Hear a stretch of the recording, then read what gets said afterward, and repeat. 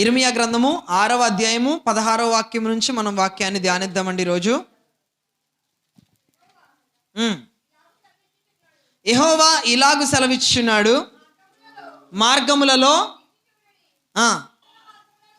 పురాతన మార్గములను గూర్చి విచారించుడి, మేలు కలుగు మార్గమేది అని అడిగి అందులో నడుచుకొనుడి, అప్పుడు మీకు నెమ్మది కలుగును. అయితే వారు మేము అందులో నడుచుకొనమని చెప్పుచున్నారు. ఈ వాక్యంని మనం ఈరోజు ధ్యానిద్దామండి. మేలు కలుగు మార్గము, కీడు కలుగు మార్గము. మేలు కలుగు మార్గమును గూర్చి ఇక్కడ ప్రభువు మాట్లాడుతూ ఉన్నాడు. పురాతన మార్గములను గూర్చి విచారించుడి, మేలు కలుగు మార్గం ఏది అని అడిగి అందులో ఏం చేయాలంట? నడుచుకొనుడి, అందులో నడుచుకొనుడి. తర్వాత అప్పుడు మీకు నెమ్మది కలుగును. మేలు కలుగు మార్గాన్ని మనం కనుగొన్నట్లయితే మనకి ఏం కలుగుతుందంటే నెమ్మది కలుగుతుంది. దేవునికి స్తోత్రం కలుగును గాక. మేలు కలుగు మార్గం ఎప్పుడు కూడా మనకి నెమ్మదినిస్తుంది. కీడు కలుగు మార్గం ఎప్పుడు కూడా మన యొక్క ఆలోచన, మన యొక్క ఉద్దేశాలు, మన యొక్క తలంపులన్నిటినీ కూడా పూర్తిగా పాడు చేసి మనకి మనశ్శాంతి లేని పరిస్థితులు గుండా ముందుకు నడిపిస్తూ ఉంటుంది. ఏ మార్గంలో మనం వెళ్తున్నాం, ఏది మన మార్గము, ఏది మన ప్రయాణము అనేది మనం ఆలోచన చేసుకోవాలి. ఎందుకనంటే మనము ఈ లోకంలో ప్రయాణికులమై ఉన్నాం, ఈ లోకంలో మనం యాత్రికులమై ఉన్నాం. ఏంటండి, మనందరము కూడా యాత్రికులమై ఉన్నాం, మనందరము కూడా ప్రయాణికులమై ఉన్నాం. ఎక్కడికి మనం ప్రయాణం చేస్తున్నామంటే మన గమ్యం ఎక్కడ అనంటే మరణమే మన గమ్యం. ఏంటండి, మరణించడానికే మనం పుట్టాం. దేనికోసం పుట్టాం? మరణించడం కోసం మనం పుట్టాం. మరణించిన తర్వాత ప్రభు యొద్దకు వెళ్ళడానికి మనము ఏం చేస్తున్నాం? మనము ప్రభు యొక్క మార్గంలో నడుస్తున్నాం. దేవునికి స్తోత్రం కలుగును గాక. అయితే జాగ్రత్తగా ఒకసారి ఆలోచన చేయండి. ఈ లోకంలో మనం నడుస్తూ ఉన్నప్పుడు ఏ మార్గాన్ని మనం ఎంచుకున్నాం అనేది చాలా ప్రాముఖ్యం. ఏ మార్గం ఏం చేస్తుంది, ఏ మార్గం ఏది ఎటు నడిపిస్తుంది అనేది మనం ఒకసారి ఆలోచన చేసుకోవాలి. ఇప్పుడు మనం చూసాం ఏమన్నాడు? పురాతన మార్గాన్ని ఒకసారి మీరు ఆలోచన చేయండి. పురాతన మార్గాన్ని ఒకసారి మీరు జ్ఞాపకం తెచ్చుకోండి. ఏది మంచి మార్గం అని, ఏది మేలు కలుగు మార్గం అని వాక్యం సెలవిస్తూ ఉంది. అది మీరు తెలుసుకోండి, కనుక్కోండి అని దేవుని వాక్యం సెలవిస్తూ ఉంది. ఎందుకనంటే ఒకటే మార్గం ఉంటుంది. ఏంటండి, సత్యమైన మార్గం ఒకటే ఉంటుంది. ఏదైనా సరే ఆ ఒక్క మార్గం మనల్ని నడిపిస్తుంది. ఆ ఒక్క మార్గమే. అన్ని దారులు ఉన్నాయి అనుకోండి, ఎటు వెళ్ళాలో అర్థం కాదు. ఏ దారి గుండా మనం ప్రయాణం చేయాలో అర్థం కాని పరిస్థితిలో మనం ఉంటాం. చూద్దాం ఒకసారి ఇర్మియా గ్రంథము 18-15 కూడా చూద్దాం ఒకసారి.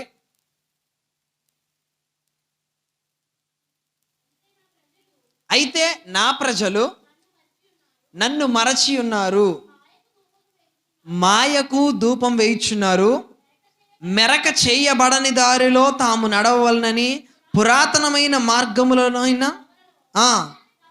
తమ్మును తాము తొట్టిల్లు చేసుకుని ఉన్నారు. చూడండి, ఇక్కడ వాక్యం సెలవిస్తూ ఉంది ఏమనంటే నా ప్రజలు నన్ను మర్చి ఉన్నారు అని దేవుని వాక్యం సెలవిస్తూ ఉంది. ఒకే ఒక్క మాట ఏంటనంటే క్రీస్తును అనుసరించి నడుచుటయే మేలు కలుగు మార్గం. ఏంటండి, క్రీస్తును అనుసరించి నడుచుటయే మేలు కలుగు మార్గము. క్రీస్తును అనుసరించకుండా నడిచే పద్ధతిని, లేదా క్రీస్తును అనుసరించి నడవకుండా ఎవరైతే ఉంటారో అది కీడు కలుగు మార్గం. కాబట్టి ఏ మార్గాన్ని మనం పట్టుకున్నాం? అయితే ఇక్కడ ఒక లోపం ఉంది. క్రీస్తుని పట్టుకుని, క్రీస్తుని అనుసరిస్తూ, క్రీస్తుని వెంబడిస్తూ నేను ముందుకు వెళ్తాను అని అనుకునే మార్గం కూడా ఉంది. ఏంటండి, అలా అనుకునే మార్గం కూడా ఉంది. అది ఉండకపోలేదు. అయితే రెండే ఉంది, కీడు మార్గమా మేలు మార్గమా. అయితే నేను మేలు దగ్గరికి వెళ్తున్నాను అని అనుకుని కీడుకి వెళ్ళే మార్గం కూడా ఉంది. దాని గురించి కూడా మనం ఈరోజు ధ్యానించుకుంటూ ముందుకెళ్దాం. దేవునికి స్తోత్రం కలుగును గాక. వీళ్ళు ఎవరనంటే దేవుణ్ణి మర్చిపోయి, ఇక్కడ ఏమంటున్నాడు ఆయన? నా ప్రజలు నన్ను మర్చిపోయి అన్నాడు. దేవుణ్ణి మర్చిపోయి, దేవుణ్ణి అనుసరించకుండా, దేవుణ్ణి ఏమాత్రము పట్టుకోకుండా, దేవుని యొక్క ఆజ్ఞలను ఏమాత్రం గైకొనకుండా, దేవుణ్ణి ఏమాత్రము కూడా కొంచెమైనా లక్ష్యము చేయకుండా, దేవుని భయము ఏమాత్రము కొంచెమైనా లేకుండా ఎవరైతే జీవిస్తారో, ఎవరైతే ముందుకు వెళ్తారో అట్టివారు ఏ మార్గాన్ని ఎంచుకున్నారండి? కీడు మార్గాన్ని ఎంచుకున్నారు. ఏంటండి, కీడు మార్గాన్ని ఎంచుకున్నారు. చూడండి, లోకము, సంఘము లోకం మధ్యలో ఉంది. సంఘం ఎక్కడుంది? లోకం మధ్యలో ఉంది. ఇప్పుడు ఈ సంఘము ఏం చేయాలి? ఆ లోకం అంటే చీకటి, సంఘం అంటే వెలుగు. ఈ వెలుగై ఉన్న సంఘము లోకాన్ని వెలిగించాలి, కానీ ఏమైపోతుందో తెలుసా? లోకములో ఉన్న చీకటి కాస్త సంఘాల్లోనికి వచ్చేస్తుంది. ఏమవుతుంది? సంఘము లోపలికి వచ్చేస్తుంది. సంఘము లోపలికి వెలుగు చీకటిని వెలిగించడం మానేసి చీకటి ఆ వెలుగును ఆర్పేస్తుంది. సంఘములో లోకాశలు వచ్చేసినాయి. చాలామంది ఇలా ఇది గొప్పగా అనుకుంటారు, చాలామంది గొప్పగా ఆలోచన చేసుకుంటారు. కానీ ఏమైపోతుందంటే లోకము సంఘంలోకి పాకేస్తుంది. లోకం ఏమైపోతుంది? సంఘము లోపలికి పాకేస్తుంది. ఎందుకనంటే లోకమే, లోకాన్ని వెలిగించాల్సిన సంఘమేమో లోకంలోకి వెళ్ళిపోతుంది. లోకాన్ని తీసుకొచ్చి సంఘంలో పెట్టేస్తుంది, పూర్తిగా సంఘంలో పెట్టేస్తుంది. మరి అలా పెట్టేస్తూ ఉంటే దేవుని సంఘం పాడైపోతుంది. అంతేకాకుండా వాళ్ళు మేలు కలుగు మార్గం అని అనుకుంటూ ఎటు వెళ్తున్నారంటే కీడు కలుగు మార్గం గుండా వెళ్తున్నారు. కీడు కలిగే మార్గంలోకి వెళ్తున్నారు. కీడు కలిగే మార్గంలోకి, మేలు కలిగే మార్గంలో మేము ఉన్నామని అనుకుంటూ కీడు కలిగే మార్గం గుండా వెళ్ళిపోతున్నారు. మరి కీడు కలుగు మార్గం వల్ల ఏమవుతుందో చూద్దాం, మేలు కలుగు మార్గం వల్ల ఏమవుతుందో కూడా మనం చూసుకుంటూ వెళ్దాం. చూడండి, అదే ఇర్మియా గ్రంథము 2వ అధ్యాయం 13. నా జనులు 2 నేరములు చేసి ఉన్నారు, జీవ జలముల ఓటనైన నన్ను విడిచి ఉన్నారు.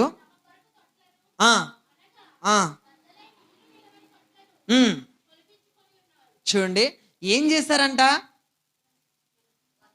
మళ్ళీ చదవమ్మా. 2 నేరాలు చేశారంట.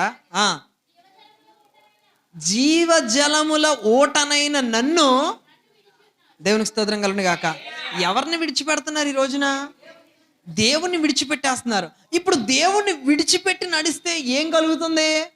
కీడు మార్గమా మేలు మార్గమా? కీడు మార్గం. ఇప్పుడు దేవుణ్ణి పట్టుకుని నడిస్తే ఏం కలుగుతుంది? మేలు మార్గం కలుగుతుంది. సింపుల్గా చాలా చక్కగా ఉంది, అర్థమవుతుంది కదండి మీకు? మేలు మార్గం, కీడు మార్గం. దేవునికి స్తోత్రం కలుగును గాక. అర్థమైందా? ఎందుకనంటే ఎప్పుడైతే లోకం అనేది సంఘంలోనికి వచ్చేసిందో సంఘం అంతా కూడా ఎటు వెళ్ళిపోద్దంటే మేలు మార్గంలో ఉన్నామని అనుకుంటూ కీడు మార్గంలోకి వెళ్ళిపోతారు. అర్థమవుతుందండి?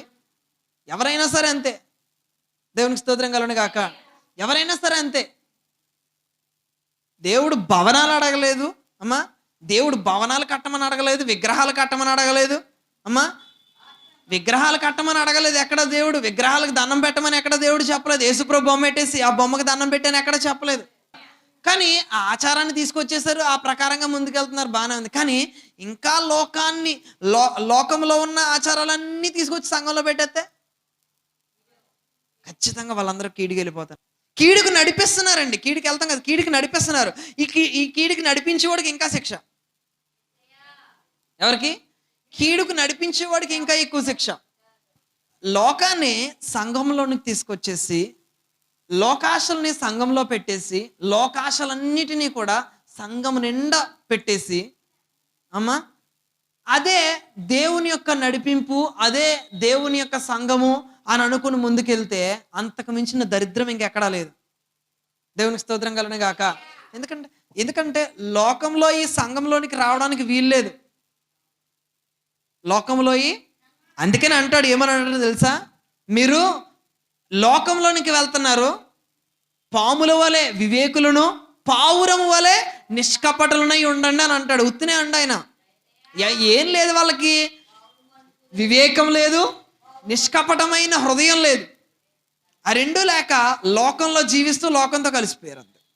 దేవుని సంఘం కాస్త ఎటు మారిపోతుంది, ఎటు వెళ్ళిపోతుంది? కూర్చుంటే భక్తి వచ్చేద్దని అనుకోవడం భ్రమ. కూర్చుంటే భక్తి రాదు. సన్నిధిలోకి వెళ్ళిపోయి కూర్చుని నేను కూర్చున్నాను, నాకు ఖచ్చితంగా నాకు దీవెన వచ్చేద్దని అనుకోండి, భ్రమ. అది భక్తి కాదు, అది భ్రమే. కాబట్టి ఏమంటున్నాడు ఇక్కడ వాక్యం అంటే, మనము దీన్ని బట్టి మనం నేర్చుకోవాలి. ఏం నేర్చుకోవాలంటే మనం ఏ మార్గంలో ఉన్నామనేది నేర్చుకోవాలి.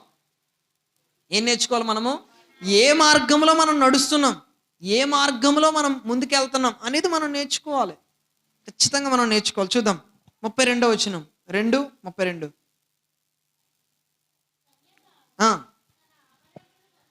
కన్యక తన ఆభరణములను మరుచునా, పెండ్లి కుమార్తె తన వడ్డానమును మరుచునా, నా ప్రజలు లెక్కలేనన్ని దినములు. చూడండి పోలిక ఎలా పోల్చాడు చూసారా, ఎంత చక్కగా పోల్చి చెప్తున్నాడు చూసారా దేవుడు. పెళ్లి కుమార్తె తన వడ్డానం మర్చిపోద్దా, కానీ నా ప్రజలు మాత్రము ఒకసారి కదండి అనేక దినములు మర్చిపోయారంట. దేవుని వేదన చూడండి, దేవుని యొక్క వేదన చూడండి ఎలా ఉందో. నా ప్రజలు అనేక దినములు నన్ను మర్చిపోయారు, అనేక దినములు నన్ను వదిలేశారు. దేవుడు లేకుండా ఎన్నిసార్లు ప్రయాణం చేశారు మీరు? దేవుడు లేకుండా ఎక్కువ అవకాశాలు మీ సొంత నిర్ణయాలు ఎప్పుడు తీసుకున్నారు? మీరు తీసుకున్నారా? అనేక సందర్భాలు తీసుకునే ఉంటారు. దానివల్ల కీడే కలుగుతుంది కానీ మేలు కలగదంట మనకి. ఎందుకనంటే దేవునికి ప్రతిష్ఠించుకున్నది దేవునికి ఇచ్చేయాలి, దేవునికి ఏర్పాటు చేసుకున్నది దేవునికి ఇచ్చేయాలి. ఎందుకంటే ఒక మార్గంలో మనం వెళ్తున్నాం, అదే మన మార్గం, అదే మన మార్గం, అదే మనల్ని నడిపిస్తుంది. ఆ మార్గానికి అడ్డొచ్చి అన్నీ కూడా మనం తీసివేయాలి, పక్కకి గెంటి వేయాలి. దేవునికి స్తోత్రం కలుగును గాక. అంతేగాని ఆ మార్గాన్ని అడ్డొచ్చినల్లా అటు తిరిగేసాం అనుకోండి, దారి తప్పిపోతాం మనం. ఖచ్చితంగా మనము దారి తప్పిపోతాం. దేవునికి స్తోత్రం కలుగును గాక.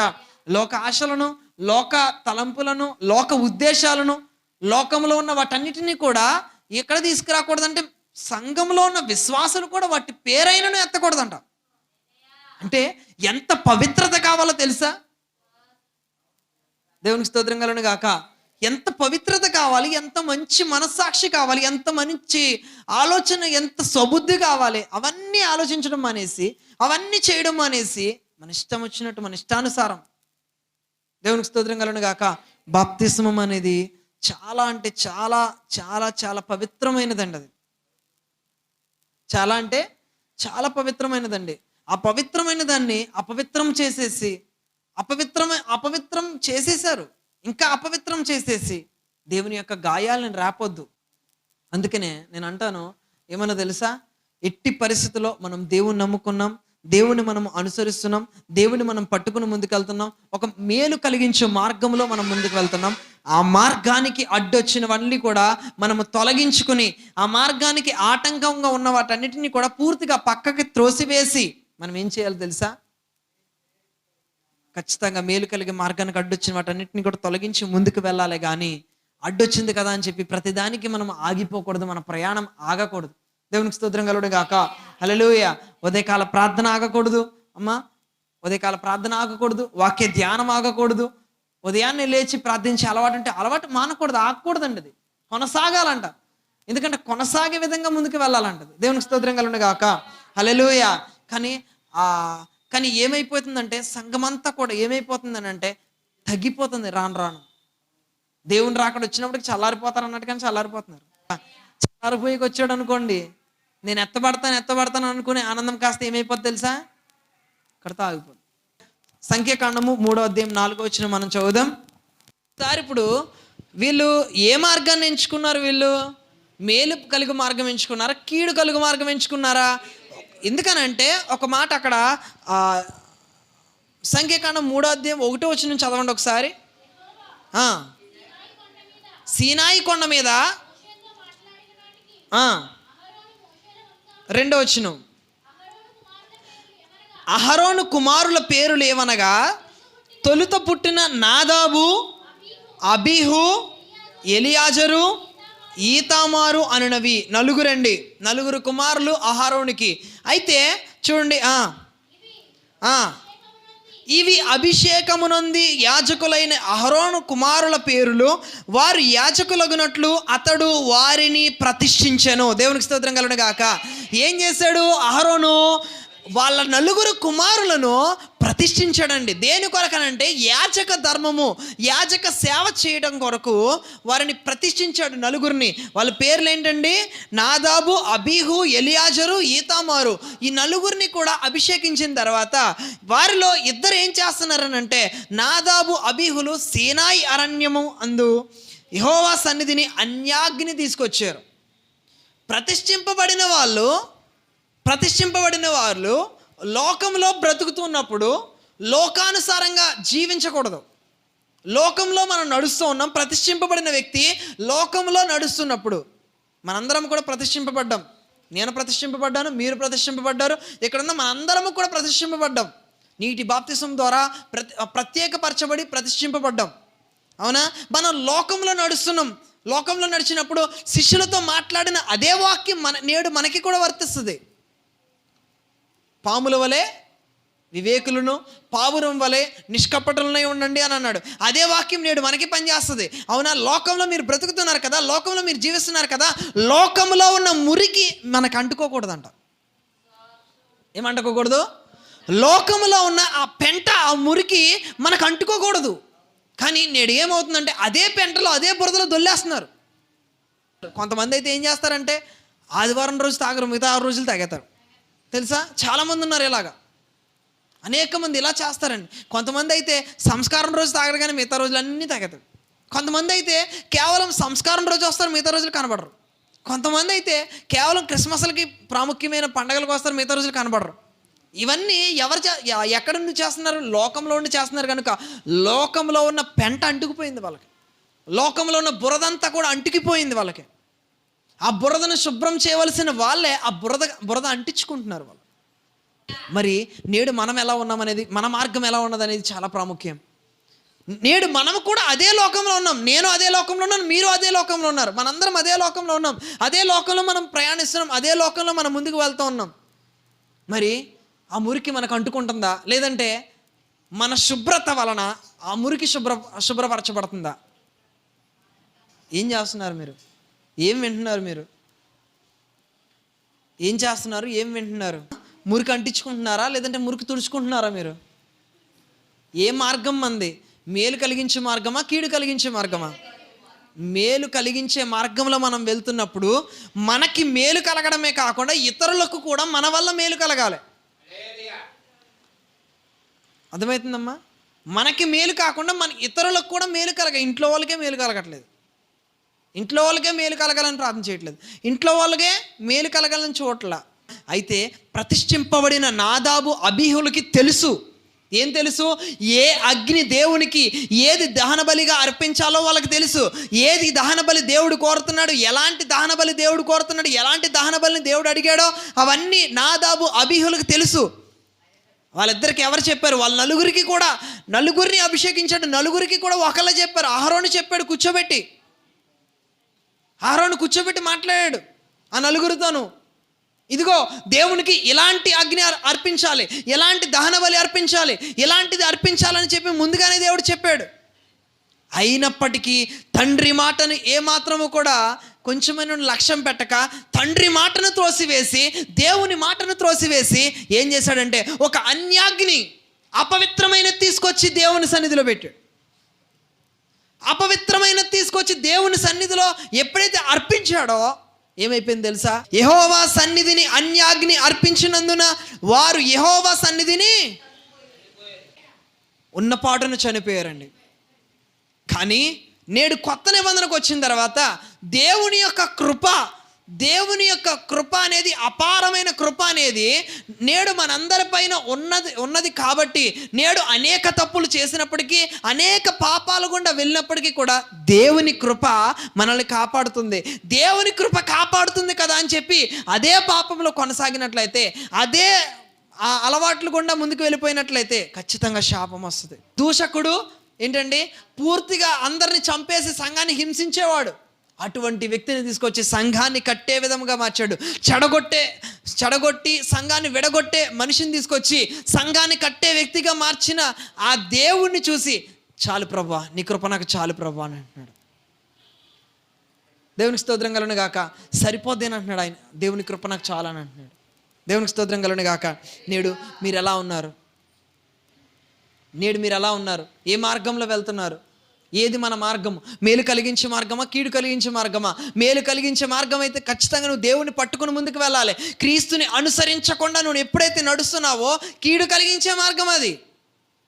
క్రీస్తు లేకుండా నువ్వు ఎప్పుడైతే ప్రయాణం చేస్తున్నావో, క్రీస్తు లేకుండా నువ్వు ఎప్పుడైతే సొంత నిర్ణయాలు తీసుకున్నావో ఖచ్చితంగా కీడు కలిగించే మార్గం అది. దానివల్ల కీడే వస్తుంది. కానీ మేలు కలిగించే మార్గం మాత్రము ఏం చేస్తుందంటే, మేలు కలిగించే మార్గం క్రీస్తుని అనుసరించినప్పుడు మాత్రమే అలాంటి మేలు కలిగించే మార్గం మనకు దొరుకుతుంది. దేవునికి స్తోత్రం కలుగును గాక. హల్లెలూయా.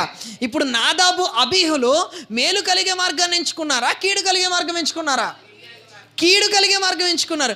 మేలు కలిగే మార్గం వాళ్ళకి తెలుసా తెలీదా? మేలు కలిగే మార్గం వాళ్ళకి తెలిసినప్పటికీ కూడా, మేలు కలుగు మార్గం వాళ్ళకి అర్థమైనప్పటికీ కూడా, తన తండ్రి వివరించినప్పటికీ కూడా, తన తండ్రి వివరించి ప్రతిష్ఠించినప్పటికీ కూడా కీడు కలుగు మార్గాన్ని ఎంచుకున్నాడు. ఎందుకని తెలుసా మీకు? ఎందుకని చూద్దాం ఒకసారి. మత్తయి సువార్త 7వ అధ్యాయము 13వ వాక్యంలో ఉంటుంది వివరంగా. ఎందుకని అంటే, మత్తయి సువార్త 7వ అధ్యాయము 13-14 వచనాలు చదువుదాం.